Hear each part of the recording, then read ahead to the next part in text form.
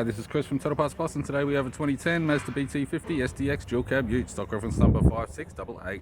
The shape runs from the 11th month 2006 through to the 9th month 2011. It has a WEAT 3-litre 4-cylinder turbo diesel engine backed by an automatic 4-wheel drive transmission. WEAT 3-litre 4-cylinder turbo diesel engine with the left front 16-inch factory alloy mag with a good tyre, left power door mirror in chrome, left front door has 2 small dents and a light fold on the front edge. Left rear door has 1 small dent, factory sports bar with all bolts and brackets. Left rear 16-inch factory alloy mag with a good tyre. We have the left hand tail light, factory tow bar with all bolts and brackets. Tailgate has multiple small dents. Right hand tail light, right rear 16-inch factory alloy mag with a good tyre. Right rear door has 3 small dents, right front door has 1 small dent, right power door mirror in chrome, and right front 16-inch factory alloy mag with a good tyre. With the driver's side door trim, power window master switch, twin plug type.